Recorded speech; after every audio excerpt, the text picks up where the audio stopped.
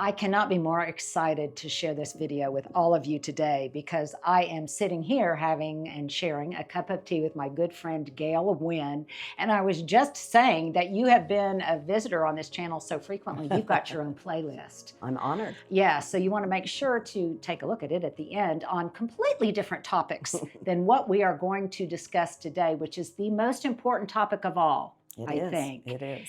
And we are going to talk about not just grandparenting, but being a long distance grandparent, which I am going to become in just a matter of weeks here. In the same location that I became a long distance grandparent. And yes, and so you have grandchildren in Denver. So she seemed to be the perfect expert of choice to visit with me about that. I also happen to know that she has marvelous ideas because we both share a best friend, Deborah Mitchell. And Deborah was saying, oh my gosh, you need to talk to Gale. And she's a long distance grandmother as well. And she's a long distance grandmother as well. And I think it is both part science and art. It is, and it's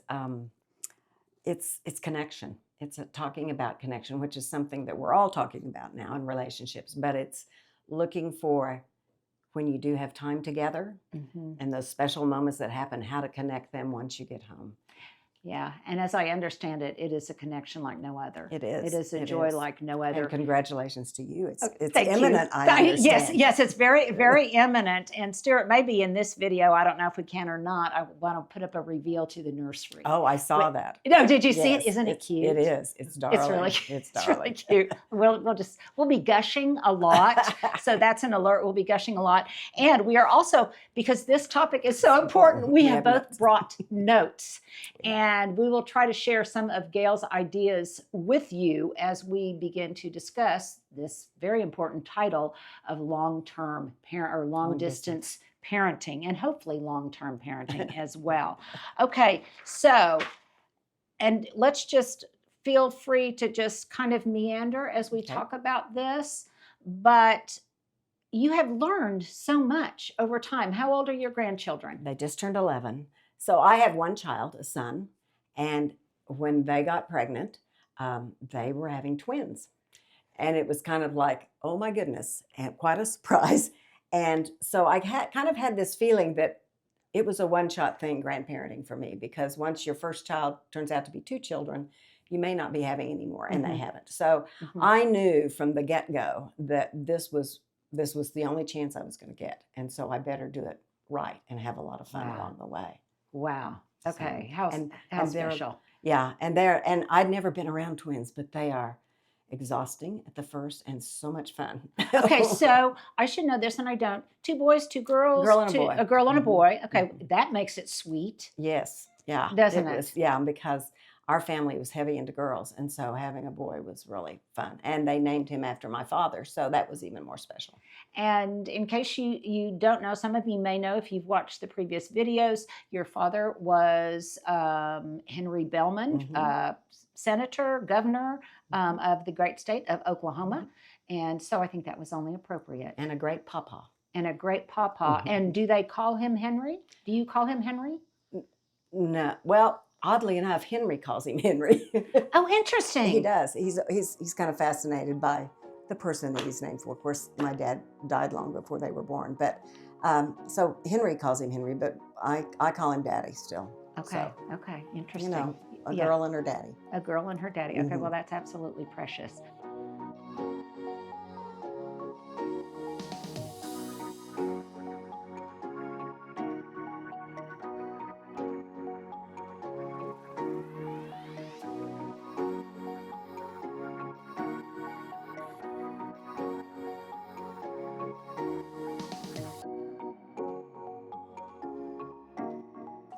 You want to share the news? Up, come on. All right, y'all, so the time has come. I think I'm ready to share the nursery. I'd say it's about 90–95% done. So I want to show you what we decided to do. It's been a labor of love.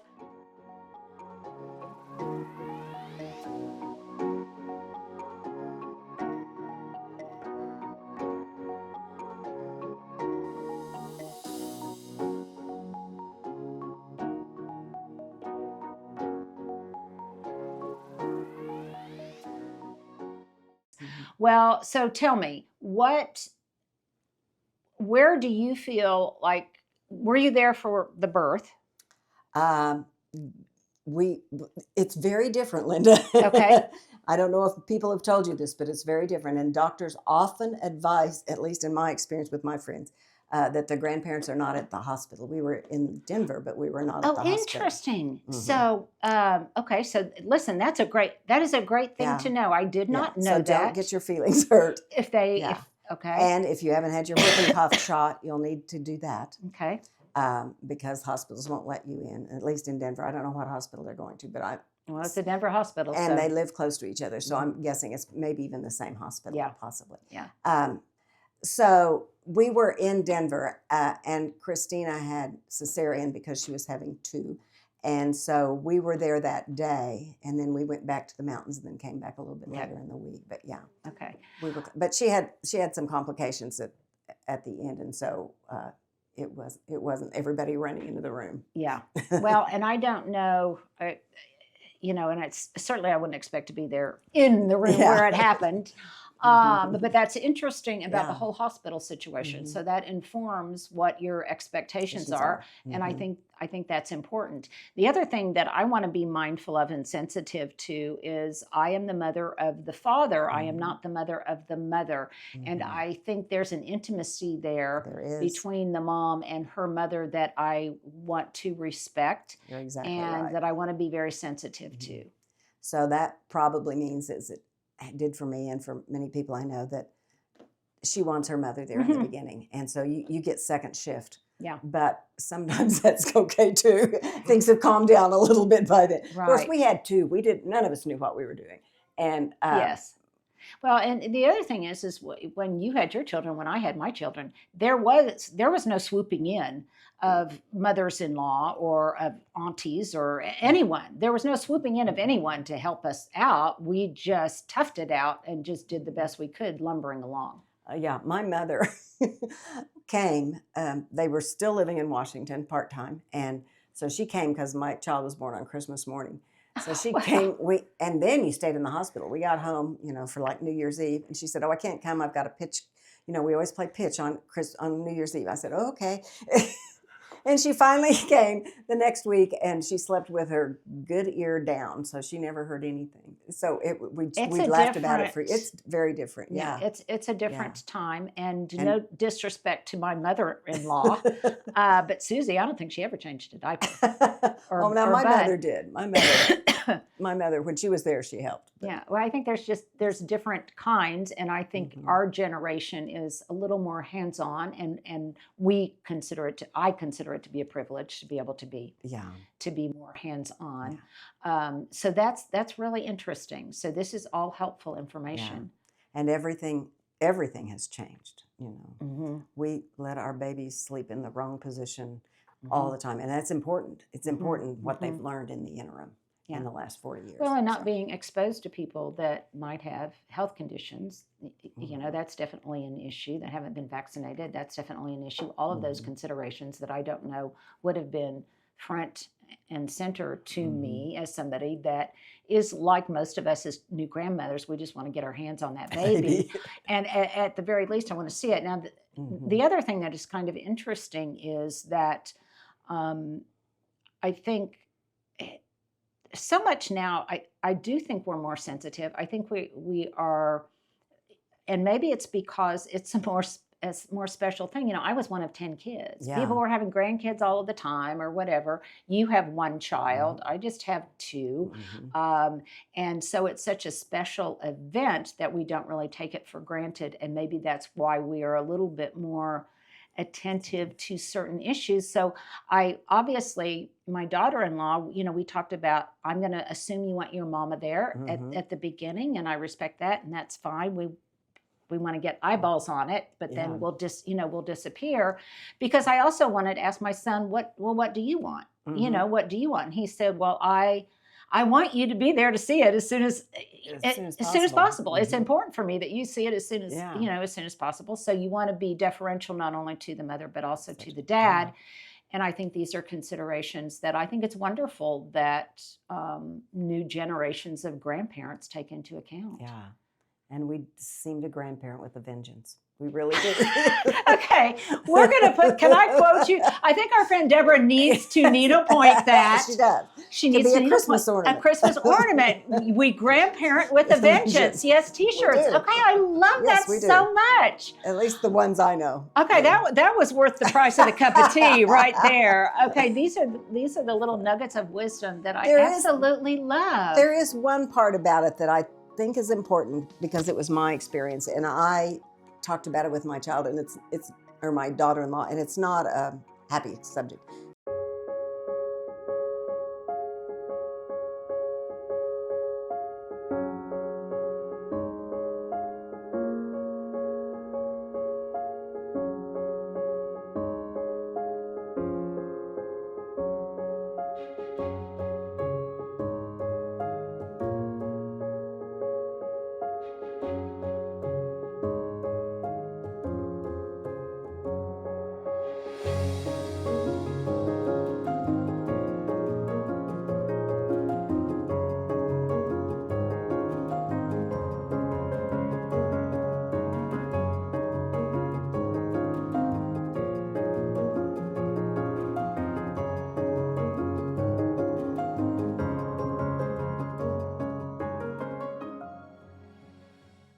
There is one part about it that I think is important because it was my experience, and I talked about it with my child, and it's or my daughter-in-law, and it's not a happy subject, and that is postpartum depression. Mm-hmm.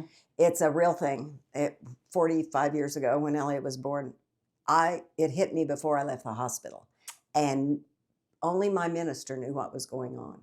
I sure didn't know what was going on. So when Elliot and Christina first started trying to have a family, I sat Christina down and shared my experience with her. Mm-hmm.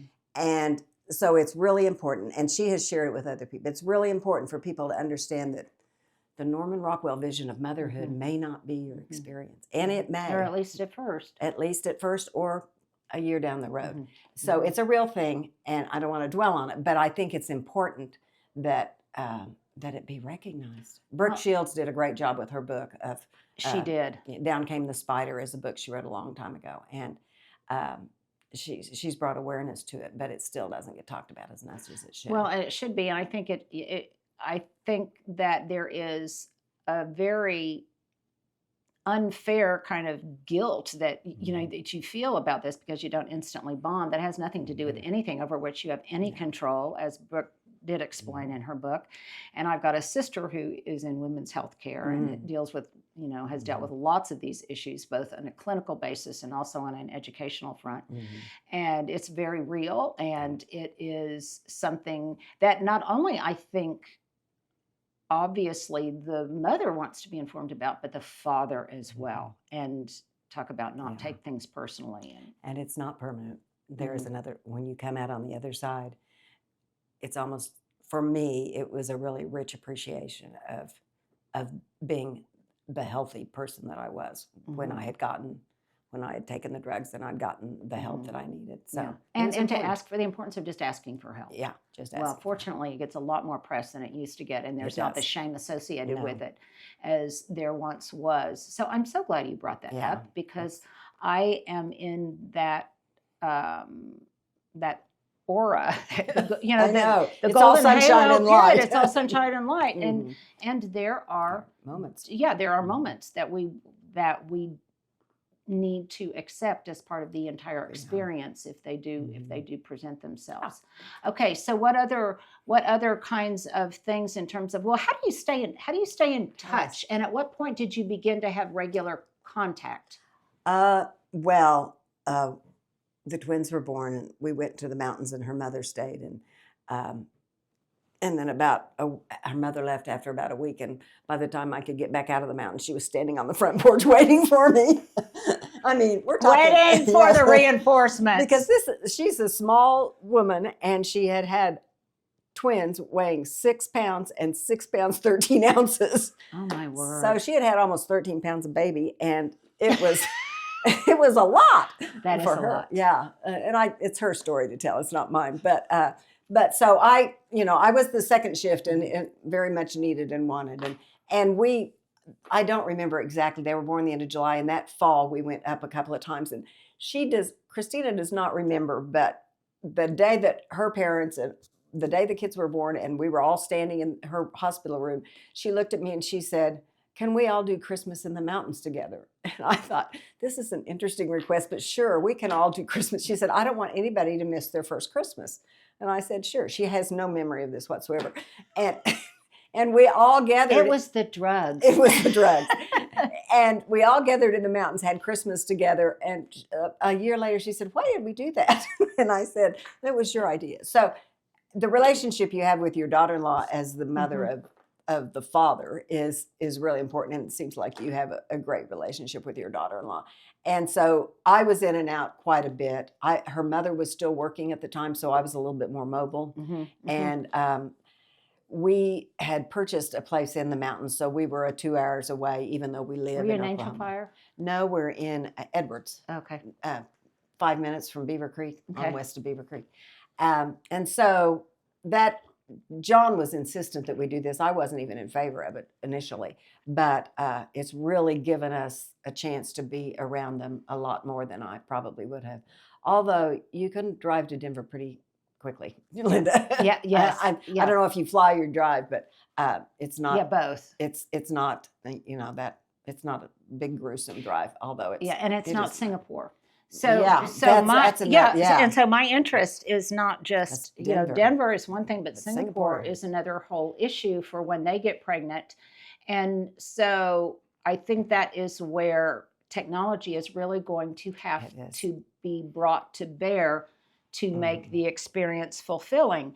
On a personal note, as you can probably understand, since Johnny is in Singapore, I'm a little bit embarrassed to say this, but not really, because every mom can probably relate. Even at his age now, at 34, I will periodically say, "Okay, I want you to stand up, and I want you to turn 360 because I can have a good look at you." And just see, how you're doing, and you're it not only makes challenged by distance, but you're challenged by time. time zones. Are you? I don't know what. It's 13, 14 hours probably. Yes. At least. And what has helped is that with my son, I have a regularly scheduled weekly hour appointment with him every great. Sunday. So we know that on Sunday mornings we are going to visit for an hour. And I am hoping, and you can speak to this, that in some way that will translate into good grandparenting, because I will say, okay, I want to have. It will be morning time for me when it's nighttime for them. you. So I will want to have story time with her this many nights a week, because, and again, it's not all sweetness and light. And I'm kind of a little bit embarrassed to say this, I feel a little ashamed to say this.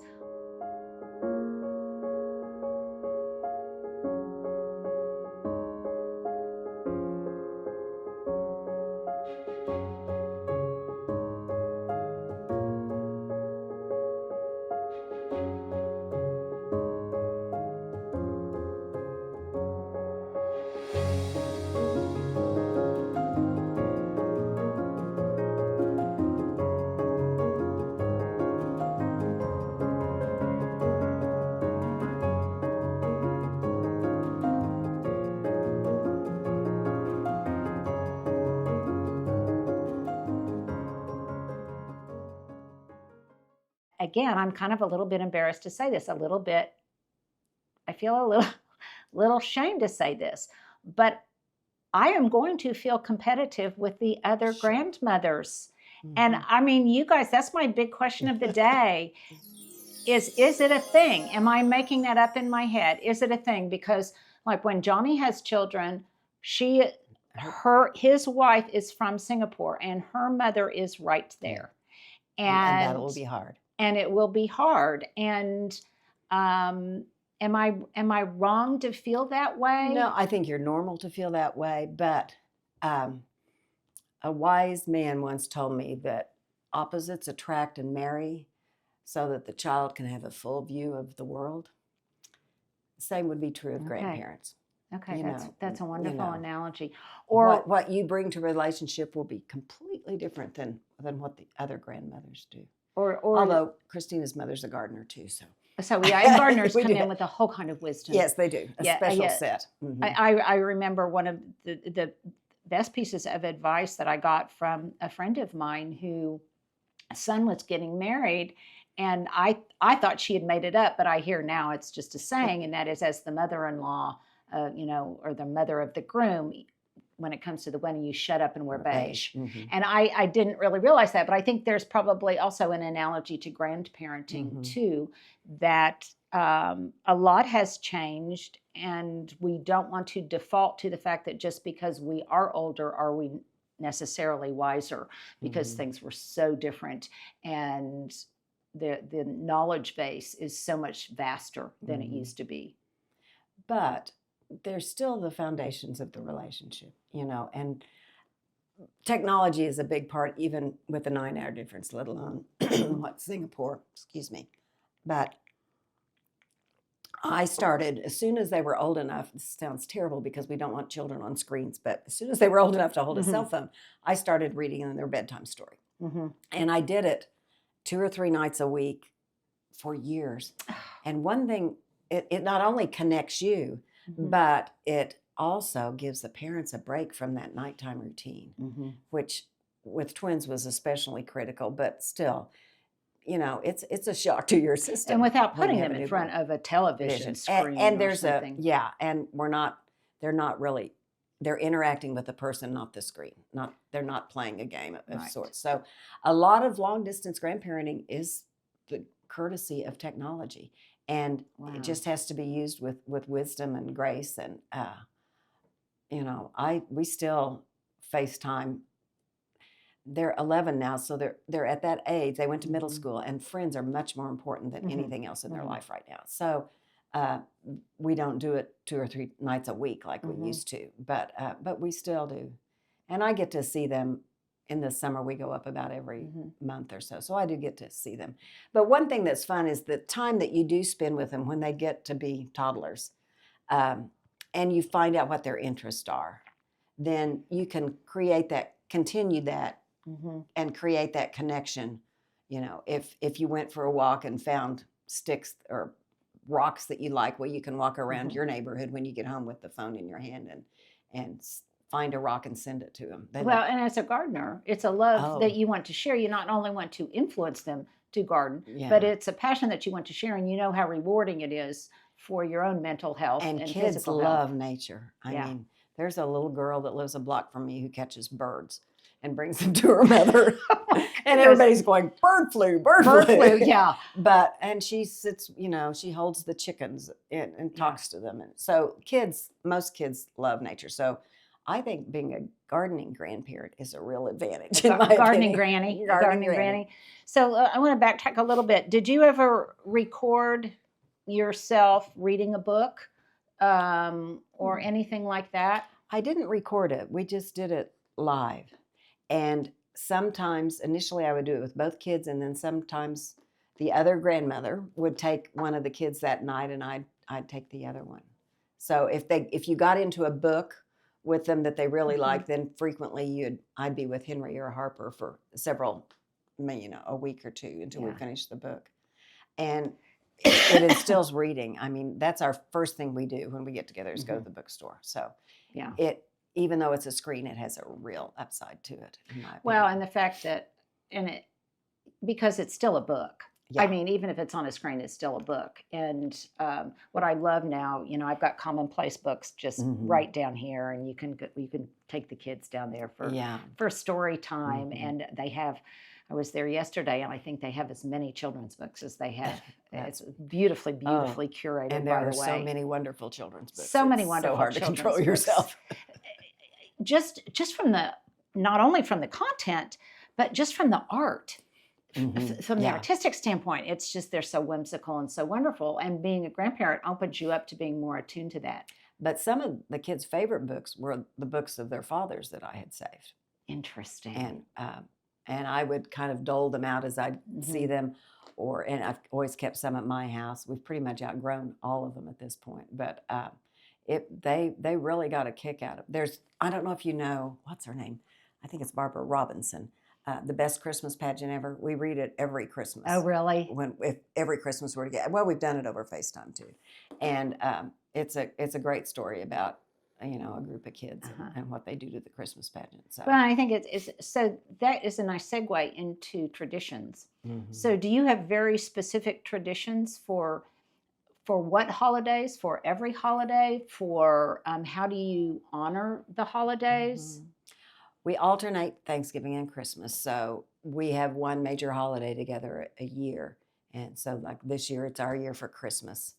And then next year it'll be Thanksgiving. Although Elliot and Christina have discovered that Thanksgiving, a lot of offices shut down now for the whole week, and schools shut down for the whole week. So you can get a 10-day vacation in. Yeah. So last year was our year for Thanksgiving. So we went with them. They wanted to go to Santa Barbara, so we all went to Santa Barbara for Thanksgiving. Oh, wonderful. So I'm a person who, unlike our friend Deborah, who loves tradition, who always wants Christmas dinner at my house.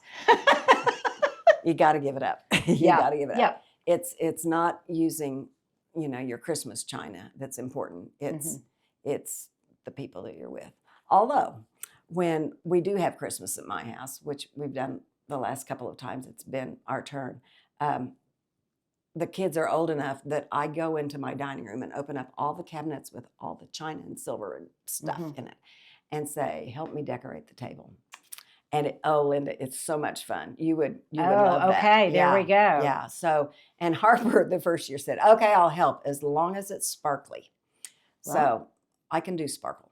Yeah. And so can she very well. So it's a language you speak it's the language fluently. we I can speak tell together. from your glasses Yes. that you can And speak sparkle as well. It's interesting. The thing she always picks out first is a set of drippy crystal candelabras that were John's mother's.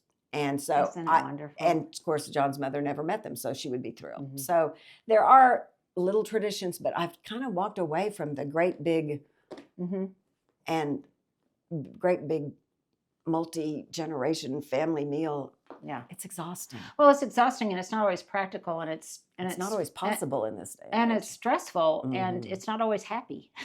It's I think you do what you can, and that brings something, I think, a topic that those of us here on this channel is near and dear to our heart, because I'm becoming less of a maximalist as I age. You are too, but we still have our stuff and we still have things like this belong to my mom and that are near and dear to us, that at a minimum we want to expose our loved ones to. Not so much because it's stuff or it has value, but because they are touchstones to traditions, to a gentler time, to slowing down, to the past. I think to the past and our history. And I think that is important. Whether it's you do the grandiose, big sit-down dinner with the entire family, or you allow the children to decorate the table, they're still using their things that they will then recognize at a later date and think, oh, I remember this. I remember that, because it is a token. It's an amulet of sorts to their past and to the people that lived before them. It's also an opportunity, I think, to discuss family members and the provenance of certain things and things that had a story. So while stuff is not necessarily as important, and especially with the new generation, they don't want a bunch of stuff. But the stories associated with them is important, I think. Come on, guys. You want to share the news? Up. Come on. All right, y'all. So the time has come. I think I'm ready to share the nursery. I'd say it's about 95% done. So I want to show you what we decided to do. It's been a labor of love. I'd say that the theme, I don't really have a theme. I'd say I really like green. So we have a wall that we had painted hunter green when we first moved in. And then I'm just adding like different elements, botanical. Of course, she has her own little indoor garden area. And I've just kind of collected a bunch of different pieces that I found out and about. So I can't wait to show you all. And then I want to get y'all's input on a few things that I might add. So let's go see the nursery. All right, ready? Let's go.